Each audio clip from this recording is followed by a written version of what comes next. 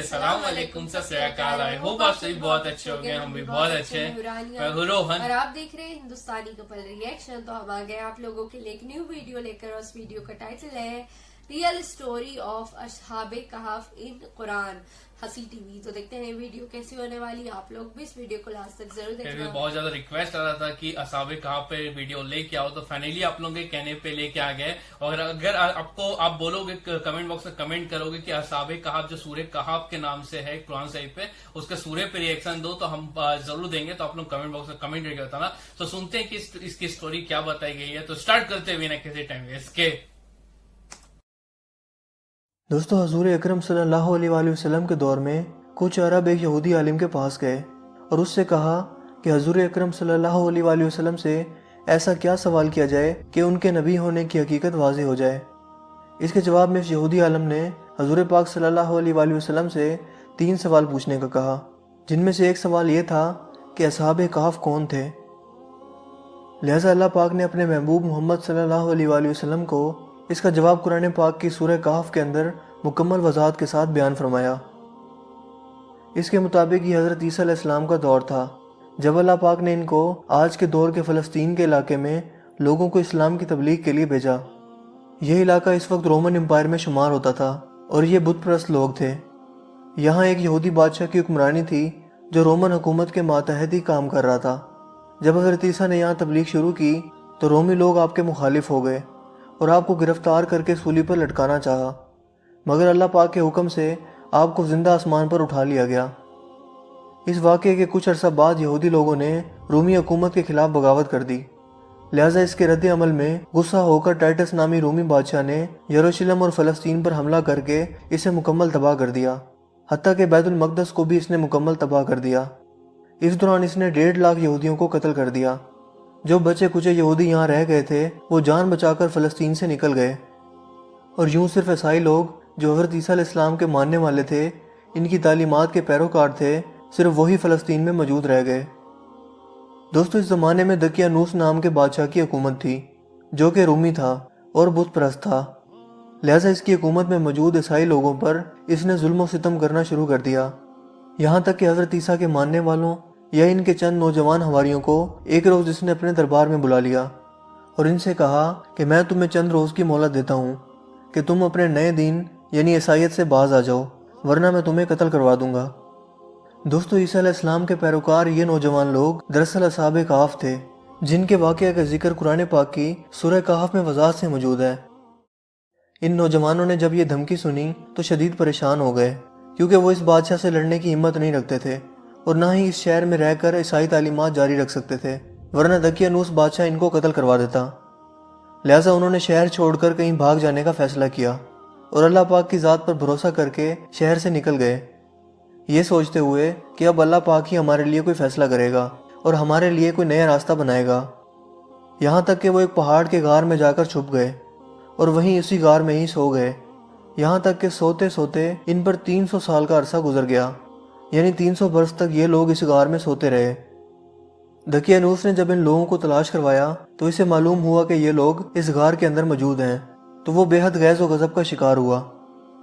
लिहाजा इसने गुस्से में आकर हुक्म दिया कि गार को एक संगीन दीवार लगाकर बंद कर दिया जाए, ताकि ये लोग इसी गार में रहकर ही मर जाएं और कभी बाहर ना आ सकें। जबकि इसने जिस शख्स के ज़िम्मे ये काम लगाया वो बहुत ही नेक और ईमानदार आदमी था। इसने असहाबे कहफ के नाम और इनकी तादाद और पूरा वाक़या एक तख्ती पर कंधा करवाकर तांबे के संदूक में रखकर दीवार की बुनियादों में रख दिया, और इसी तरह की एक और तख्ती शाही खजाने में भी रखवा दी। इस 300 साल के अरसा के दौरान दकियानूस बादशाह मर गया और कई बादशाह और कई हुकूमतें आईं और चली गईं। यहाँ तक कि 300 ईस्वी में रोमन एम्पायर ने भी ईसाईयत इख्तियार कर ली। इस ज़माने के बाद यानी 446 ईस्वी में बेदरूस नामी ईसाई बादशाह की हुकूमत आई, जो कि एक नेक दिल और इंसाफ पसंद बादशाह था, और इसने 68 साल तक शान व शौकत से हुकूमत की। इसके दौर में मजहबी फ़िरका पसंदी जब अरूज पर पहुंच चुकी थी और लोगों में मरने के बाद दोबारा जिंदा किए जाने और क़यामत का यकीन ख़त्म होता जा रहा था, तो अपनी कौम का ये हाल देखकर बेदरूस नामी बादशाह इंतहाई रंजीदा हुआ और एक रोज़ अपने मकान की तन्हाई में जाकर बंद हो गया। यहाँ वो अल्लाह पाक की बारगाह में बेकरारी से दुआ करता रहा कि ऐ अल्लाह, कुछ ऐसी निशानी जाहिर फरमा कि मेरी कौम के लोगों का ईमान फिर से ताज़ा हो जाए। انہیں قیامت کا اور مرنے کے بعد دوبارہ زندہ کیے جانے کا اور ایک خدا کے موجود ہونے کا یقین ہو جائے۔ اللہ پاک نے اس کی یہ دعا قبول فرمائی۔ لہٰذا ایک روز ایک چرواہا اپنی بکریوں کو ٹھہرانے کے لیے اس غار کے پاس پہنچا۔ یہ وہی غار تھی جس میں اصحاب کہف موجود تھے اور اس میں سو رہے تھے۔ اس چرواہے نے چند لوگوں کے ساتھ مل کر اس دیوار کو گروا دیا۔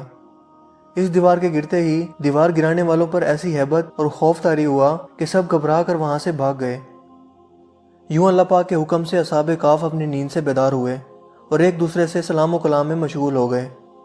جب انہیں بھوک لگی تو اپنے ایک ساتھی جس کا نام یملیخا تھا اس سے کہا کہ تم بازار جا کر نہایت خاموشی سے کھانا لے کر آؤ اور یہ بھی معلوم کرنا کہ دقیانوس ہم لوگوں کے بارے میں کیا ارادہ رکھتا ہے۔ جب یملیخا غار سے نکل کر بازار پہنچے تو یہ دیکھ کر حیران رہ گئے کہ شہر میں ہر طرف اسلام کا چرچا اور بول بالا نظر آ رہا ہے، حتیٰ کہ لوگ اعلانیہ حضرت عیسیٰ علیہ السلام کا کلمہ پڑھ رہے ہیں اور ان کی تعلیمات پر عمل بھی کر رہے ہیں۔ اس کشمکش میں یملیخا ایک دکان پر کھانا لینے کے لیے پہنچے اور کھانے کی قیمت کے بدلے میں دقیانوسی زمانے کا سکہ دکاندار کو دے دیا، جو کہ ظاہر ہے 300 سال پہلے کا تھا اور اب بند ہو چکا تھا، حتیٰ کہ اس کو کوئی پہچاننے والا بھی باقی نہ رہا تھا۔ دکاندار نے یہ سکہ دیکھا تو اس کو شک ہوا کہ شاید اس شخص کو کوئی پرانا خزانہ مل گیا ہے، لہٰذا اس نے یملیخا کو سپاہیوں کے سپرد کروا دیا تاکہ وہ ان سے خزانے کے بارے میں پوچھ گچھ کریں۔ یوں سپاہیوں نے یملیخا کو پکڑ لیا اور ان سے سوال کرنے لگے کہ بتاؤ وہ خزانہ کہاں ہے۔ جواب میں یملیخا نے کہا کہ میرے پاس کوئی خزانہ موجود نہیں ہے، یہ ہمارا ہی روپیہ ہے۔ سپاہیوں نے کہا کہ ہم کیسے مان لیں، کیونکہ یہ سکہ تو 300 سال پرانا ہے جبکہ تم لوگ ابھی جوان ہو، لہٰذا سچ سچ بتاؤ کہ معاملہ آخر کیا ہے تاکہ اس کا کوئی مناسب حل نکالا جا سکے۔ جواب میں یملیخا نے کہا کہ پہلے مجھے یہ بتاؤ کہ دقیانوس بادشاہ کا کیا حال ہے۔ سپاہیوں نے یہ سنا تو جواب دیا کہ آج اس نام کا کوئی بادشاہ پوری روئے زمین پر موجود نہیں ہے، مگر ہاں سینکڑوں سال پہلے اس نام سے ایک بے ایمان بادشاہ گزرا تھا اور وہ بت پرست تھا۔ یہ جواب سن کر یملیخا ششدر اور پریشان ہو کر رہ گئے اور بتایا کہ ابھی کل ہی تو ہم اس کے شر سے اپنا ایمان اور جان بچا کر بھاگے تھے اور میں اور میرے ساتھی قریب کے ایک غار میں چھپ گئے تھے، جبکہ میرے باقی ساتھی اس وقت بھی اس غار میں موجود ہیں۔ تم لوگ میرے ساتھ چل کر خود ہی ان کو کیوں نہیں دیکھ لیتے؟ جب سپاہی اور شہر کے لوگ ایک کثیر تعداد میں اس غار کے پاس پہنچے تو اصحاب کہف یملیخا کے انتظار میں تھے کہ انہوں نے آنے میں بہت دیر کر دی اور شاید یملیخا کو بادشاہ نے گرفتار نہ کروا لیا ہو۔ جب غار پر بہت سے آدمی پہنچے اور شور و گل سنائی دینے لگا تو اصحاب کہف سمجھے کہ شاید دقیانوس کی فوج ہمارا تعاقب کر کے غار تک آن پہنچی ہے، لہٰذا وہ اللہ پاک کے ذکر و اذکار اور اس کی حمد و ثنا میں مصروف ہو گئے۔ سپاہیوں نے غار پر پہنچ کر وہ تانبے کا صندوق برآمد کر لیا اور اس کے اندر سے تختی کو نکال کر پڑھا تو وہاں اصحاب کہف کے نام اور یہ لکھا ہوا تھا کہ یہ مومنوں کی جماعت ہے اور اپنے دین کی حفاظت کے لیے دقیانوس بادشاہ کے خوف سے اس غار میں پناہ گزین ہوئی ہے، اور دقیانوس نے غصے میں آ کر اس غار کے منہ کو بند کروا دیا ہے، لہٰذا جب کبھی بھی یہ غار کھلے تو لوگ اصحاب کہف کا حال یہاں سے معلوم کر سکیں۔ سپاہی یہ دیکھ کر حیران و پریشان رہ گئے اور جب کچھ سمجھ نہ آیا تو اپنے بادشاہ بیدروس کو اصحاب کہف کی اطلاع دی۔ بیدروس بادشاہ نے جب یہ خبر سنی تو فوراً اپنے عمرہ اور عمائدین شہر کے ساتھ اس غار پر پہنچ گیا۔ اصحاب کہف نے غار سے نکل کر بادشاہ سے تمام واقعہ بیان کیا۔ بیدروس نے سجدہ گزار ہو کر اللہ پاک کا شکر ادا کیا کہ اے اللہ میری دعا قبول ہوئی اور آپ نے ایسی نشانی ظاہر فرما دی کہ انسان موت کے بعد زندہ ہونے کا یقین ضرور کرے گا۔ اس کے بعد اصحاب کہف نے بیدروس بادشاہ کو دعا دی کہ اللہ تمہاری بادشاہی میں برکت عطا کرے، اور سلام کرنے کے بعد دوبارہ اسی غار میں واپس چلے گئے اور دوبارہ وہیں جا کر سو گئے جہاں سے بیدار ہوئے تھے۔ لہٰذا اسی نیند کی حالت میں اللہ پاک نے ان اصحاب کہف کو موت دے دی۔ بادشاہ بیدروس نے سال کی لکڑی کا صندوق بنوا کر اصحاب کہف کی لاشوں کو اس میں رکھوا دیا۔ بیدروس بادشاہ نے غار کے منہ پر ایک مسجد بھی بنوا دی اور سالانہ ایک دن مقرر کر دیا جب لوگ اصحاب کہف کی قبروں کی زیارت کے لیے آیا کرتے تھے۔ دوستو، اصحاب کہف کی تعداد کے بارے میں علماء کرام کی بہت سی رائے پائی جاتی ہیں۔ حضرت عبداللہ بن عباس فرماتے ہیں کہ اصحاب کہف کی تعداد 7 ہے، جبکہ 8واں ان کا کتا تھا، جبکہ ان کے ناموں میں بھی کافی اختلاف موجود ہے۔ حضرت علی رضی اللہ تعالیٰ عنہ سے روایت ہے کہ ان کے نام یہ تھے: یملیخا، مکشمنا، مشلینا، مرموش، گبرنوش، شازنوش، اور 7واں ایک چرواہا تھا جو ان کے ساتھ چل پڑا تھا، جس کا ذکر آپ نے نہیں فرمایا، جبکہ ان لوگوں کے کتے کا نام کثیر تھا۔ دوستوں، یہاں سوچنے کی بات یہ ہے کہ آخر ایسا کیسے ممکن ہوا؟ اصحاب کہف پر وقت اثر انداز کیوں نہیں ہوا؟ اور نہ ہی ان کے جسمانی خد و خال میں کوئی تبدیلی واقع ہوئی، جبکہ ان کے آس پاس 300 سال کا وقت گزر گیا۔ سائنسی طور پر اگر اس کی وضاحت کریں تو ایسا تب ممکن ہو سکتا ہے جب تھیوری آف ریلیٹیوٹی کے مطابق اس غار میں جہاں اصحاب کہف لیٹے ہوئے تھے، اس جگہ کا گریویٹیشنل فیلڈ غار سے باہر موجود جگہوں سے بالکل کم ہو گیا ہو یا پھر تقریباً ختم ہو گیا ہو، لہٰذا ان کے لیے وقت رک گیا ہوگا، جبکہ ان کے آس پاس کا تمام وقت چلتا رہا۔ بظاہر ایک ہی فریم آف ریفرنس کے ہوتے ہوئے ایسا ناممکن نظر آتا ہے، مگر تمام جہانوں کے پالنے والے رب کے لیے، جس کے ہاتھ میں دنیا و کائنات کا نظام موجود ہے، کچھ بھی ناممکن نہیں ہے۔ یہ تو محض انسانی سوچ کی حدود ہیں، جبکہ اللہ پاک کے لیے سب کچھ کن فیکون کی دوری پر موجود ہے۔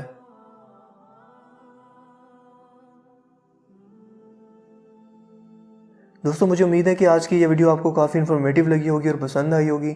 سو گائز یہ تھا ریئل اسٹوری اصحاب کہف کا، اور اصحاب کہف کا ایک سورہ بھی ہے قرآن شریف میں سورہ کہف کے نام سے، جو کہ بہت زیادہ انٹرسٹنگ ہے۔ تو آپ دیکھ سکتے ہو کہ کیسے جو ہمارا کریٹر چاہتا ہے تو وہ میریکل دکھاتا ہے، جیسے کہ آپ دیکھ سکتے ہو کہ کیسے وہاں کا جو بادشاہ تھا ان لوگوں کو شہید کرنا چاہتا تھا، لیکن ہمارے کریٹر نے انہیں جو جو حکم دیا ویسے وہ فالو کرتے گئے، اور اس کے بعد دیکھ سکتے ہو کہ یہ 300 سال تک کے سوئے رہے۔ تو یہ ایک میریکل ہی ہے، یہ عام بات نہیں ہے کہ ابھی ہو جائے ایسا، یہ اس لیے ہوتا تھا کہ تاکہ لوگ ایمان لے کے آئے کریٹر پہ کہ کریٹر ہے، اور ایک کریٹر ہے، اس کا کوئی اسٹیچو نہیں، اصحاب کہف کے طور پہ ایک میریکل ہوا۔ یس، اور یہ ویڈیو جو تھی اس مطلب یہ جو ٹائٹل تھا اصحاب کہف، اس پہ ایک سیریز ہے جو کہ آپ کو یوٹیوب پہ مل جائے گی، تو اس کو ضرور دیکھنا۔ ہم لوگوں نے بھی اس کو دیکھا ہے، تو آپ کو جتنی بھی ڈیٹیلز ہیں ان کے بارے میں وہ بہت اچھے طریقے سے سمجھ آ پائے گا، کیونکہ آپ کو مطلب ایک ایمان تازہ ہو جائے گا آپ کا کہ جو پرانے زمانے کے جو لوگ تھے انہوں نے کیسے کیسے اپنے مطلب مشکلات اٹھا کے اپنے ایمان کو بچایا۔ کیونکہ آج کی ڈیٹ میں اگر کوئی اسلام قبول کرتا ہے تو اس کا پھر بھی ایزی ہے، کھل کے وہ بتا سکتا ہے، لیکن پہلے زمانے میں ایسا ہوتا تھا جو راجا ہوتا تھا اسی کے دھرم کو جو وہ مانتا تھا اس کو فالو کرنا پڑتا تھا لوگوں کو۔